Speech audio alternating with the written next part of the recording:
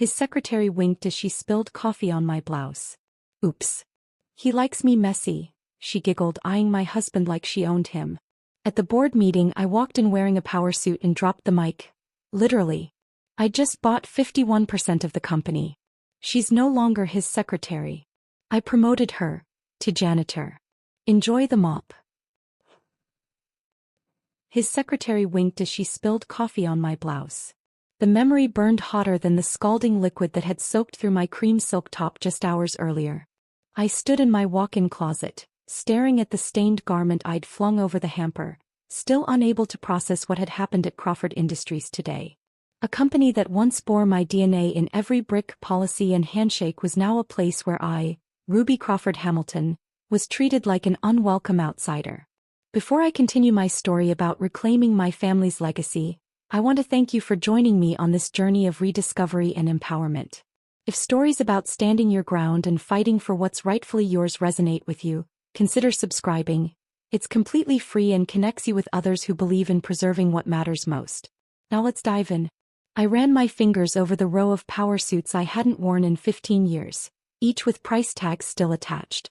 Impulse purchases for a return to corporate life that never materialized. Beyond them hung the faded photograph of my father and me standing before the original Crawford Industries building, a converted warehouse with a hand-painted sign. Dad's arm wrapped protectively around my shoulders, his weathered face beaming with pride as he held up the keys to our future. "Remember what matters, Ruby girl," Matthew Crawford would say, his voice like worn leather. "It's not about the money in the bank. It's about building something that outlasts you." My father started Crawford Industries in our garage with nothing but a second-hand drill press and unwavering determination. By the time I graduated college, the company employed over 200 people. Most from our neighborhood, many related to each other, all treated like extensions of our family.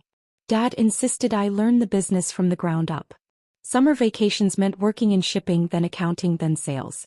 After business school, I became the youngest operations manager in the company's history. The employees respected me not because I was the boss's daughter, but because I remembered their spouses' names and asked about their children's baseball games.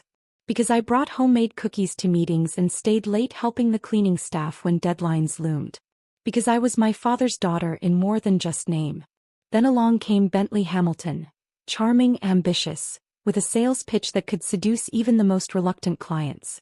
He joined our sales team and immediately broke company records. Unlike the other newcomers, he took time to learn our history, to understand the Crawford philosophy of business with a handshake integrity. Or so I thought. "You're the heart of this place," Bentley told me on our third date as we walked through the empty factory floor after hours. "Your father built something special, but you're the one who makes it beat." I believed him. I fell for his vision of us running the company together someday, continuing Dad's legacy while modernizing responsibly. Marriage came quickly, followed by our first child barely a year later. When little Matthew was born, my priorities shifted overnight. The company that had been my second home suddenly felt less urgent compared to the miracle in my arms. Bentley suggested I take a temporary leave. "Just until he's in school," he assured me, cradling our son. "The company will always be there. These moments won't." Dad raised concerns during our Sunday dinners. "Business is about consistency, Ruby," he warned, passing the potatoes. "Step away too long, people forget whose name is on the building." But I was sleep-deprived and in love with motherhood. Our daughter Eliza arrived 18 months later, and my temporary absence stretched indefinitely. Then came the stroke. One minute Dad was delivering a toast at the company picnic. The next he was unconscious on the grass, half his body suddenly betraying him. The following weeks blurred into a nightmare of hospital corridors and devastating prognosis. With Dad incapacitated and me overwhelmed with 2 toddlers in his medical care, the board unanimously appointed Bentley as acting CEO. "Just until things stabilize," the board chairman assured me, patting my hand like I was a child. "Bentley understands Crawford values." The first changes seemed innocuous. The company newsletter went digital to save trees. The annual Christmas bonuses became performance-based rather than equal across departments. The company picnic moved from the local park to an upscale country club. Each time I questioned a change, Bentley had a plausible explanation wrapped in business terminology that made my domestic concerns sound naive. "Margins are tightening, Ruby. We can maintain your father's values without clinging to outdated practices. 5 years after Dad's stroke, I visited headquarters to drop off homemade cookies for Admin Appreciation Day, a tradition Dad started decades ago. The receptionist, a young woman I'd never met, asked for my ID. When I mentioned I was Matthew Crawford's daughter, she stared blankly. I'm not familiar with that name. Is he in accounting? That night I confronted Bentley over dinner. Nobody there even knows who Dad is anymore. Bentley reached for his wine glass, not meeting my eyes. We've had significant turnover, Ruby. You can't expect new people to know ancient history. Ancient history? Dad founded that company. His name is literally on the building. It's just business evolution. Nothing personal. But it was personal. Each subsequent visit revealed another piece of my father erased. The mission statement he crafted, quality, integrity, family, disappeared from letterhead. The wall of employee service awards was replaced with sleek digital displays showing stock prices. The comfortable break room where Dad hosted monthly birthday celebrations became a sterile collaboration space, with uncomfortable modern furniture. Last Christmas, the company party excluded retired employees for the first time in Crawford history. When Mrs. Abernathy, Dad's first bookkeeper, called me in tears after receiving no invitation, something inside me cracked. I drove to the assisted living facility where Dad now resided, his once powerful frame diminished but his eyes still sharp. He's changing everything, I whispered, holding his good hand. Crawford Industries doesn't feel like ours anymore. Dad squeezed my fingers with surprising strength. With labored speech, he managed 4 clear words that haunted me for months. Then take it back. I dismissed the idea as impossible. I'd been away too long. The board now consisted of Bentley's hand-picked allies. My corporate wardrobe gathered dust while I chauffeured teenagers and coordinated Dad's medical care. How could I possibly reclaim a company that had moved on without me? Then came today's coffee incident. Savannah Miller's calculated cruelty and my husband's dismissive response weren't just workplace drama. They were symptoms of how far Crawford Industries had fallen from my father's vision. As I fingered the stained blouse, Dad's words echoed again, then take it back. For the first time in 15 years I was ready to try. I woke the next morning with newfound determination, Dad's words still resonating, take it back. My first step would be reconnecting with the company. Not as Bentley's wife dropping by with homemade treats, but as a Crawford asserting her presence. I selected a simple cream silk blouse and charcoal pencil skirt, professional but not imposing, and drove downtown to the gleaming glass building that had replaced Dad's modest brick headquarters 5 years ago. The security guard at reception didn't recognize me. I'll need to see some ID, ma'am, he said, barely glancing up from his monitor. I presented my driver's license, swallowing the bitter pill that once upon a time, every employee knew Matthew Crawford's daughter by sight. Mrs. Hamilton to see Mr. Hamilton, he announced into his phone after checking his visitor list. No, not on the schedule. Spouse visit. The word spouse carried the subtle weight of inconvenience. I was logged as a personal interruption, not a professional courtesy. The elevator doors opened to the executive floor, a space unrecognizable from my days as operations manager. Gone were the warm wood-paneled walls and family photos of employees' milestone celebrations. Everything was chrome, glass, and stark white, the air perfumed with something synthetic that reminded me of hotel lobbies. Even the lighting felt harsh, designed for alertness rather than comfort. Mrs. Hamilton. A young woman approached, moving with practiced efficiency in impossibly high heels. What a surprise. We weren't expecting you. Her smile revealed perfect teeth, but it didn't reach her eyes. Her badge identified her as Savannah Miller, Executive Assistant. She couldn't have been more than 26, with a sleek ponytail so tight it looked painful and a skirt so fitted it restricted her stride to tiny measured steps. Is Bentley available? I thought I might take him to lunch, I said, matching her polite tone while noting how she'd positioned herself between me and the hallway leading to his office. Savannah's expression flickered, almost imperceptibly, before regaining its professional veneer. He's in a conference call that should wrap up shortly. Why don't I get you settled in the waiting area? Can I bring you some coffee? The waiting area turned out to be a sterile arrangement of uncomfortable modernist chairs near the elevator. Not Bentley's office as protocol would dictate for the wife of the CEO. I'd been relegated to visitor status. Common. Sonal. Black please, I answered, watching her retreat toward the break room. Through the glass walls, I observed her typing rapidly on her phone before preparing the coffee, her lips curled in what appeared to be amusement.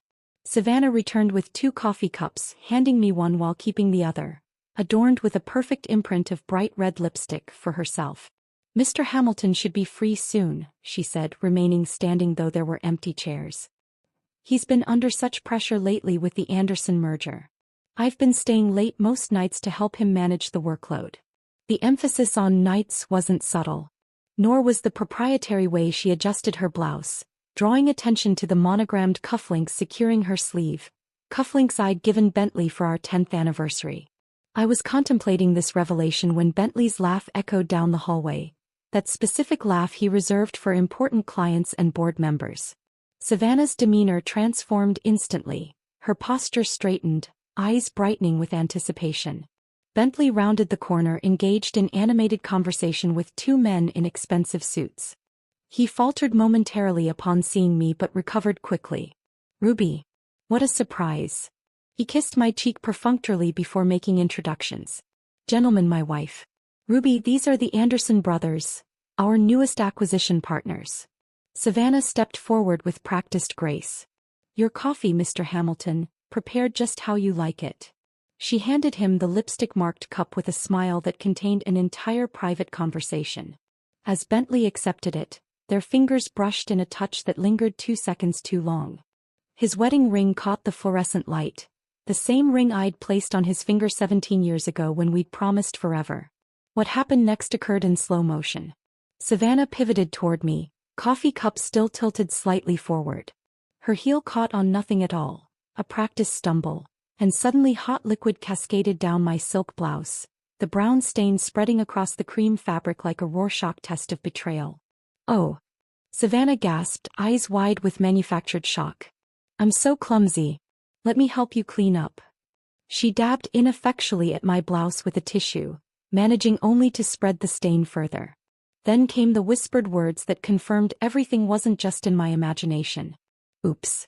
He likes me messy, she giggled, voice low enough that only I could hear. Her eyes flicked toward Bentley with unmistakable intimacy before adding, You should see his office after our late nights.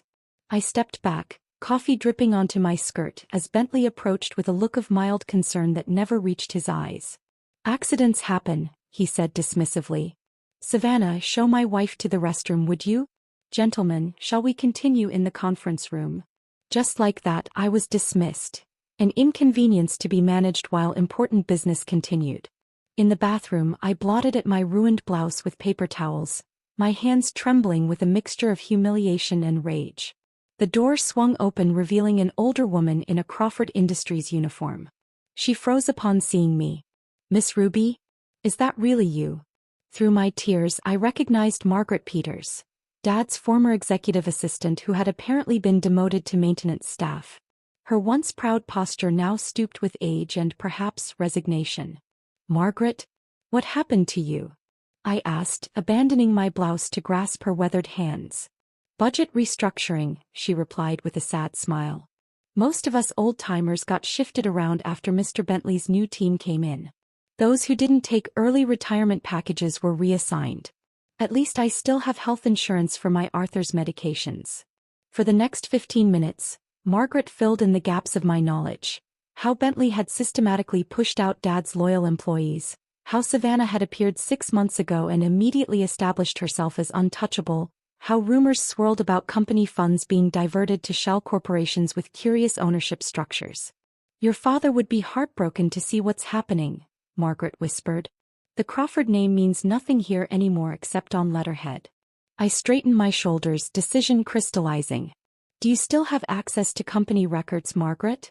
Cleaning staff goes everywhere, sees everything, she replied with a knowing look. Nobody notices the woman with the vacuum. I need information, I said quietly. Financial records, board minutes, shareholder distributions from the past 5 years. Margaret nodded slowly.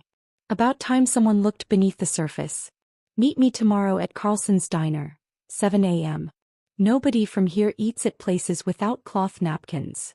As I drove home in my coffee-stained clothes, the humiliation transformed into cold, calculated resolve. This wasn't just about Bentley's betrayal or Savannah's cruelty. This was about my father's legacy being dismantled piece by piece. The company built on integrity was rotting from within. I made 2 stops on the way home. First to my father's attorney who had retired 3 years ago, then to the bank where Dad had established my trust fund, untouched since my wedding day. By nightfall I had assembled the beginnings of a plan. Crawford Industries might have forgotten who built it, but I was about to deliver one hell of a reminder. Carlson's Diner hadn't changed in 20 years. Same cracked vinyl booths, same coffee-stained menus, same smell of bacon grease and maple syrup. Dad used to bring me here for Saturday breakfasts before heading to the office. The familiarity was comforting as I slid into a corner booth at 6:45 a.m., ordered black coffee and waited for Margaret. She arrived precisely at 7, carrying a weathered leather briefcase I recognized as my father's old document carrier.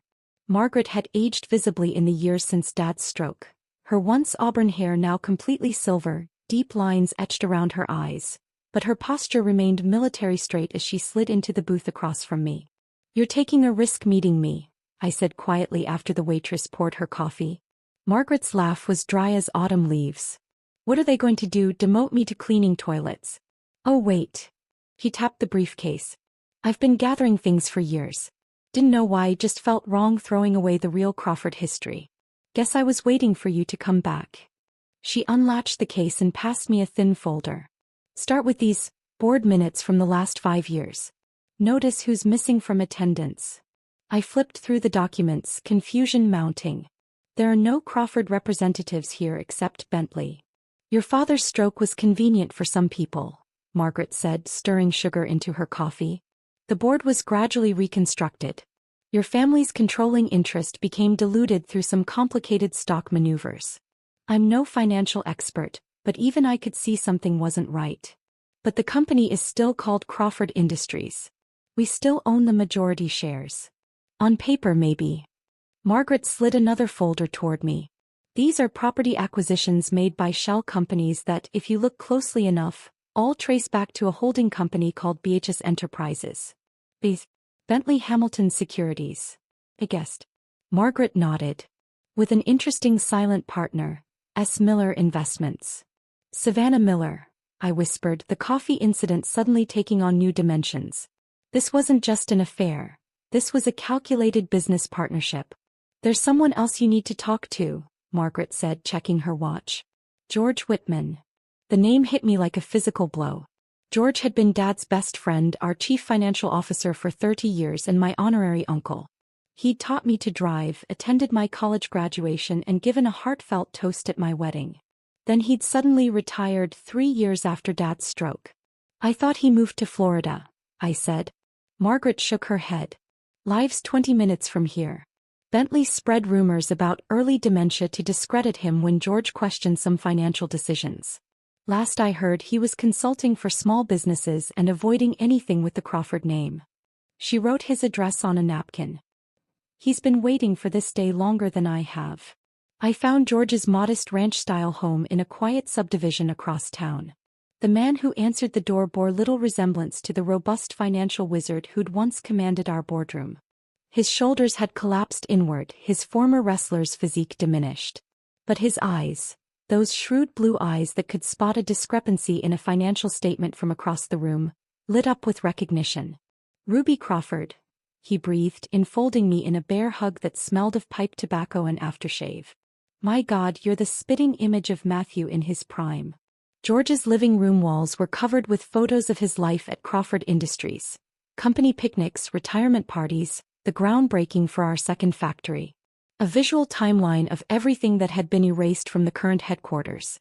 "I should have contacted you years ago," I admitted as he poured us tea. "After they pushed you out." "They didn't push me out," George interrupted sharply. "They framed me. Doctored financial reports with my signature, backdated transactions, created paper trails suggesting I'd misappropriated funds. When I started investigating, Bentley offered a choice: resign quietly with my pension or face criminal charges." My hands trembled around my teacup. "And you just left? Without fighting?" George's expression darkened. I fought in my way. Been documenting everything for years, building a case. But without board support or controlling shares, I was shouting into the void. He studied my face. Something's changed. You're here for a reason. I told him about the coffee incident, Margaret's documents, the obvious affair, and the troubling financial connections between Bentley and Savannah. George listened intently, then disappeared into his study, returning with a laptop and external drive. Operation Reclamation, he said with the first genuine smile I'd seen from him.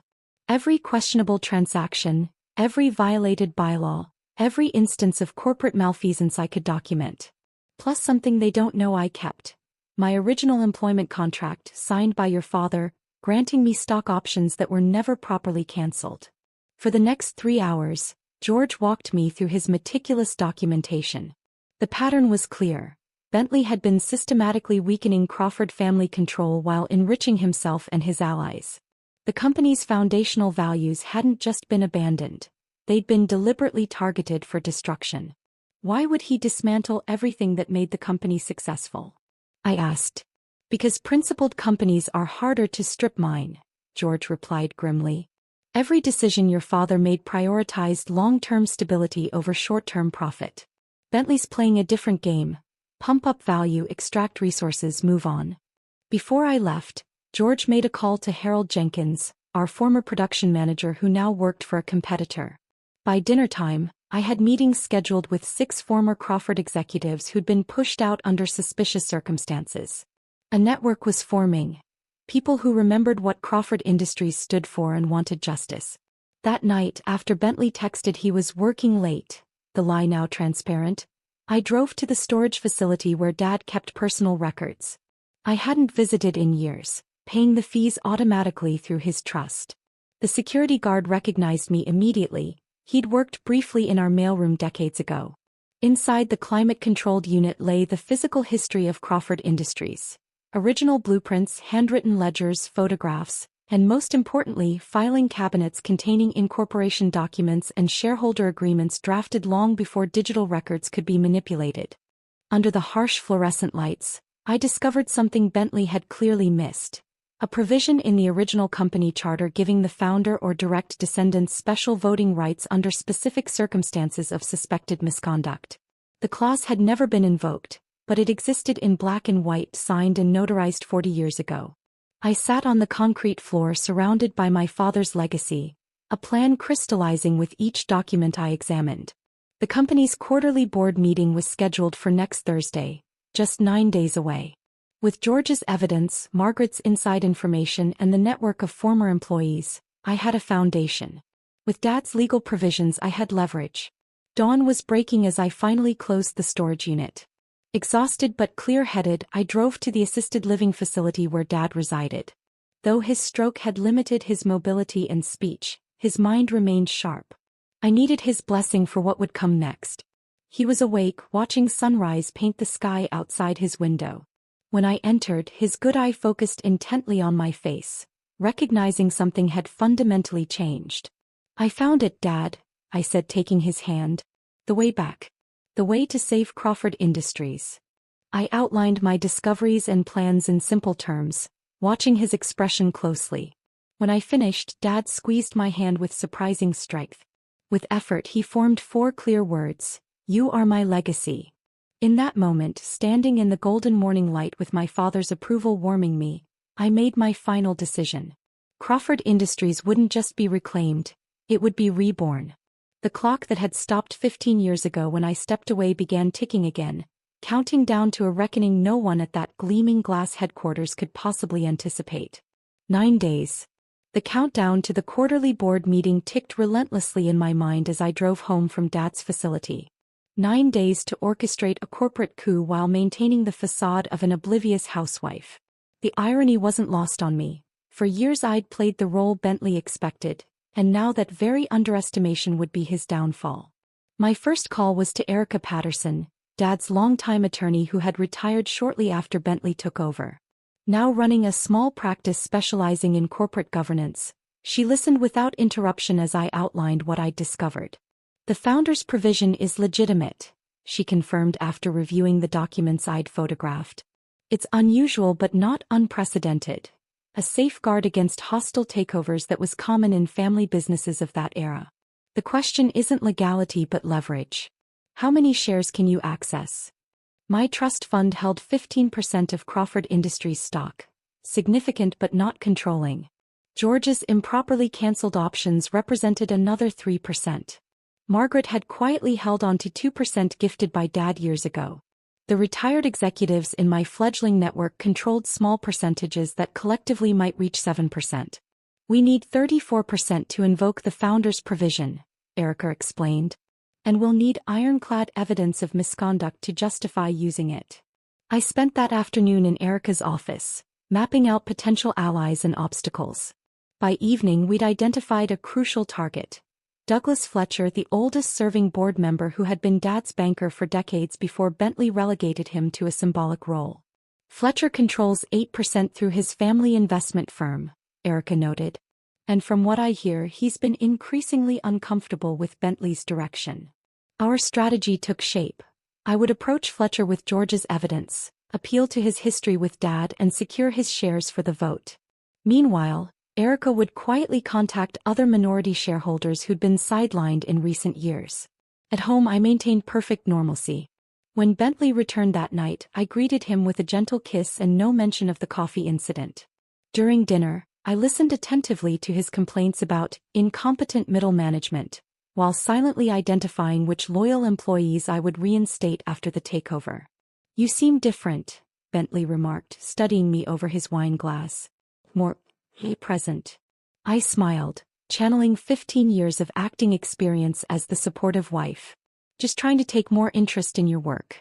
I've been thinking about Dad's legacy lately." Something flickered in Bentley's eyes. Caution perhaps. "Matthew's condition hasn't changed, has it?" "No, just reflective, I guess. The kids are practically grown. Maybe it's time I found something meaningful to do with my days." Bentley's relief was palpable.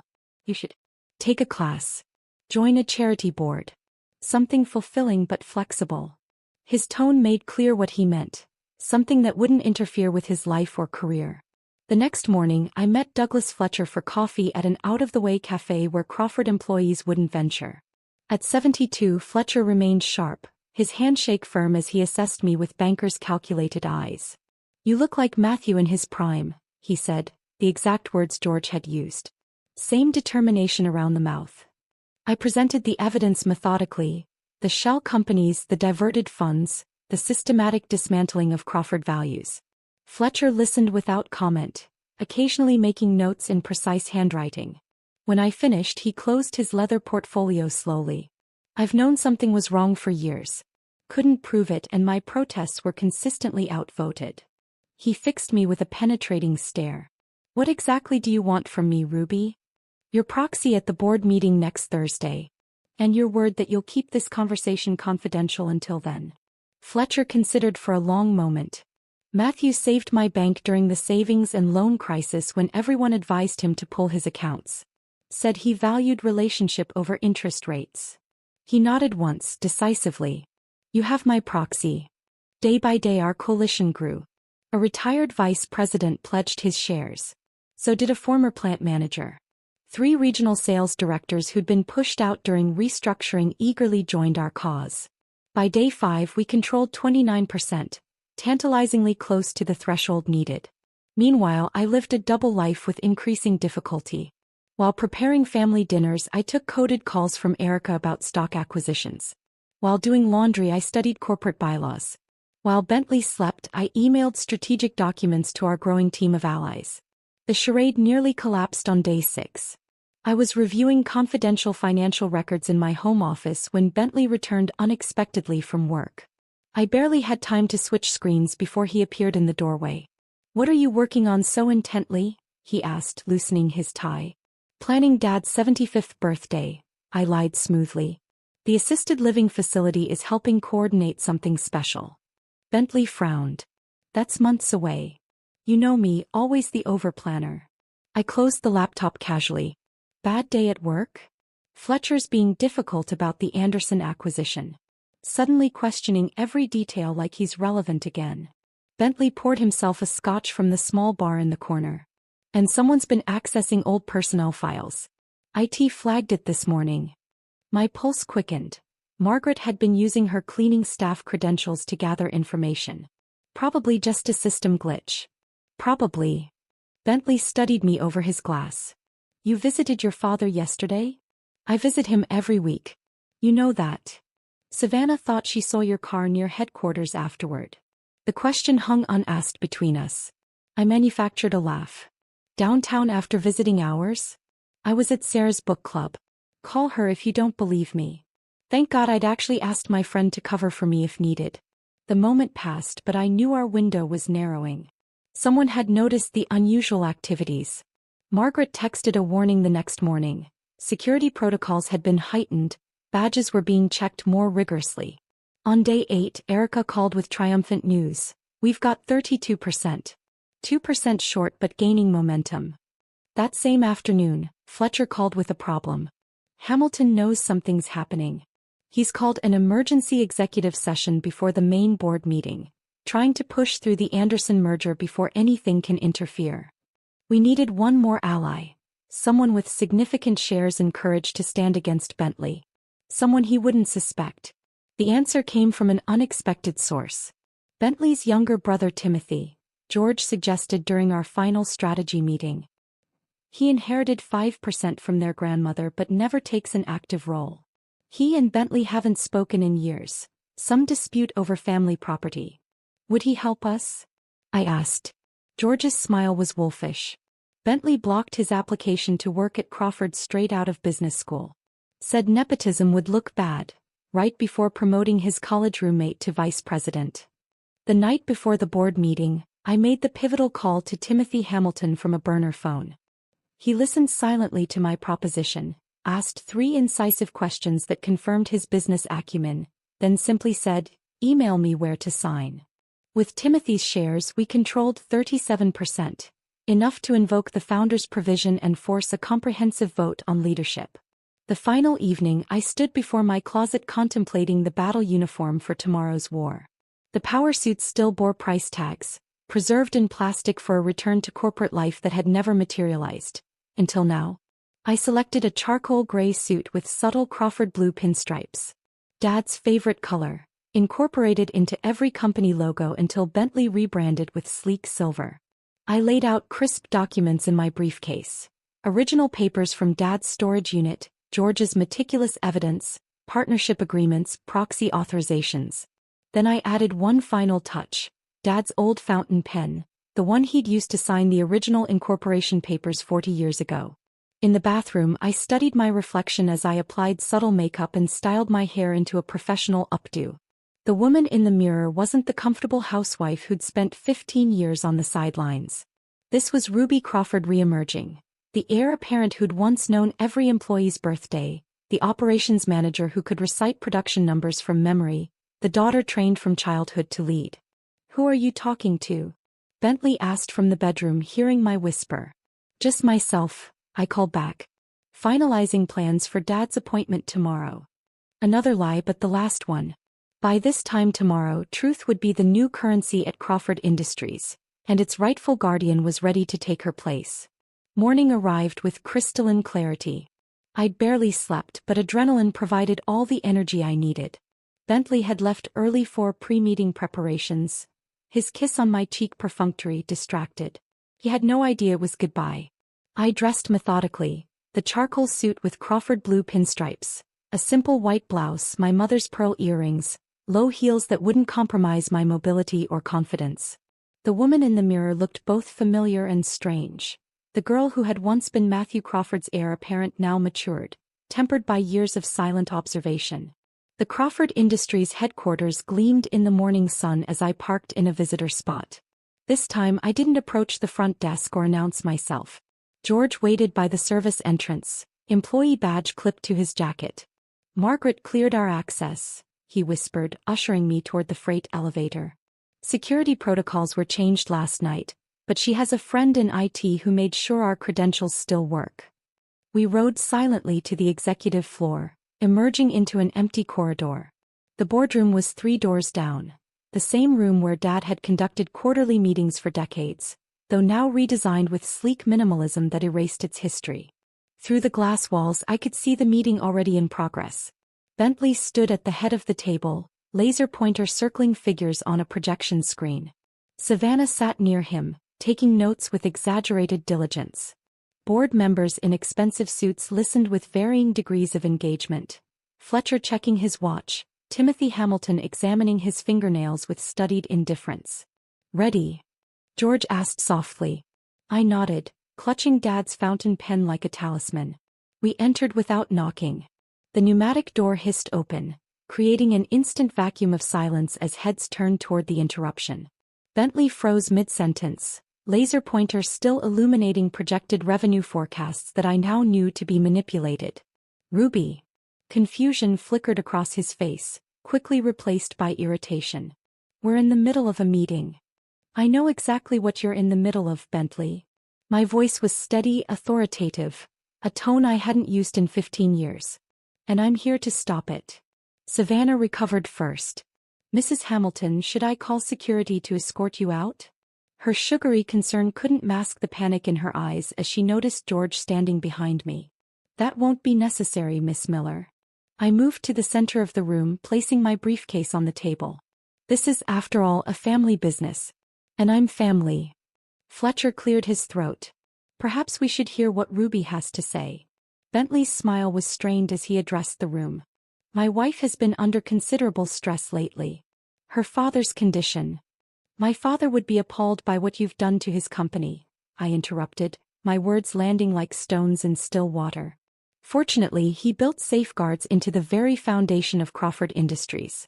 Safeguards I'm invoking today." I removed the original company charter from my briefcase, sliding it toward the center of the table. Article 7, Section 3.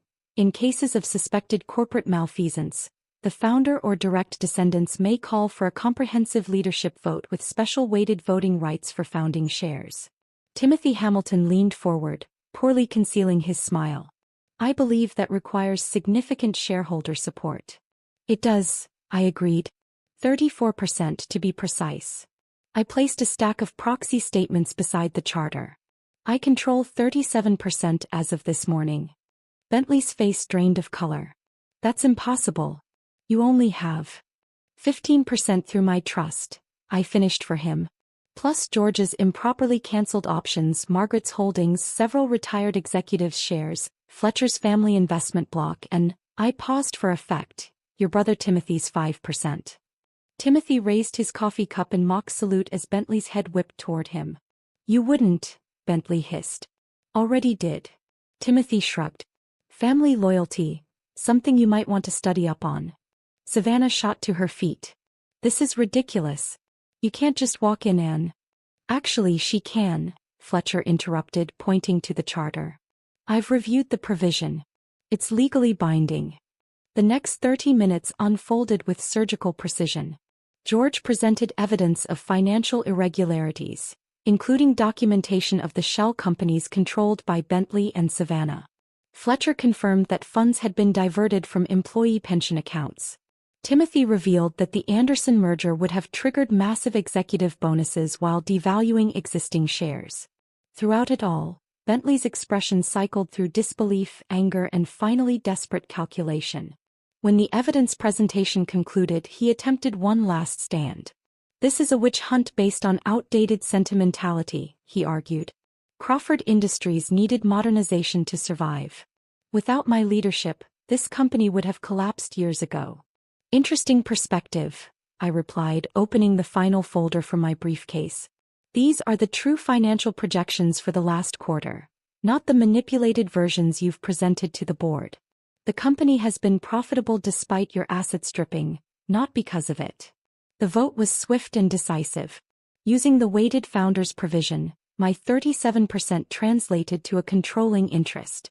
Within minutes, Bentley was removed as CEO, pending a full financial investigation. An interim leadership committee was established with Fletcher as chairman and me as acting CEO.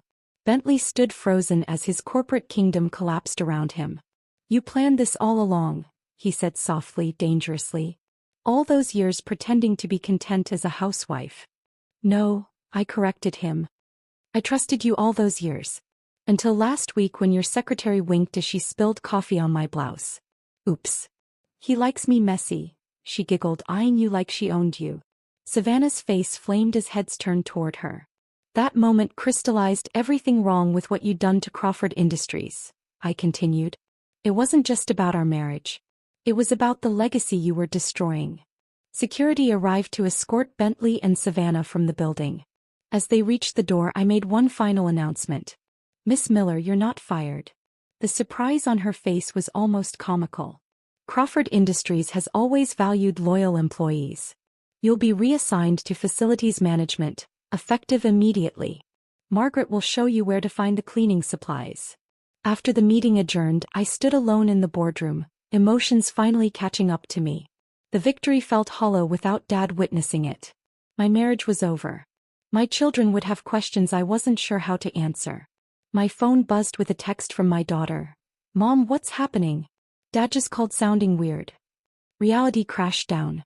Corporate coups made for clean narratives in business journals, but messy aftermaths in real life. I'd reclaimed my birthright but lost my partner of 17 years. Right or wrong, necessary or not, there would be collateral damage. I spent the afternoon in meetings with department heads, many of whom regarded me with suspicion born from years of Bentley's leadership. Some were relieved, others resistant. All needed reassurance that Crawford Industries wouldn't undergo yet another traumatic transition. We're not tearing down, I told them. We're remembering. Quality, integrity, family. Those aren't outdated concepts. They're competitive advantages when applied correctly. By evening, the press had gotten wind of the leadership change. My phone buzzed constantly with calls from reporters, family, friends, and lawyers. I ignored them all, driving instead to the assisted living facility where Dad waited. The sunset painted his room in amber light as I entered. He was awake, alert, somehow sensing this wasn't a routine visit. I knelt beside his chair, taking his hand in mine. It's done, I said simply. Crawford Industries is ours again. Tears pooled in his good eye. With tremendous effort, he lifted his hand to my cheek in a gesture of both pride and comfort. He understood the cost of today's victory. He'd always understood that true leadership required sacrifice. Worth it? He asked, the two words clear despite his impaired speech. I thought of the company culture that would be restored. The employees who would be treated with dignity again. The business practices that would once more prioritize quality over quick profits. The legacy that would continue for another generation. Yes, I answered, squeezing his hand. Worth everything. As darkness fell outside his window, I described my plans for the company's future. Plans that honored its past while embracing necessary evolution. Dad listened intently, occasionally nodding or squeezing my fingers in approval. Tomorrow would bring complicated conversations with my children, divorce attorneys, and resistant executives. The road ahead contained both restoration and reinvention. But tonight, in the quiet of my father's room, I was simply a daughter who had kept her promise to protect what mattered. The Crawford legacy was safe once more. And I was finally home. If you enjoyed Ruby's journey of reclaiming her family's legacy, please hit subscribe and the notification bell to never miss another story. Drop a comment below sharing what you would have done in her situation. Thanks for reading.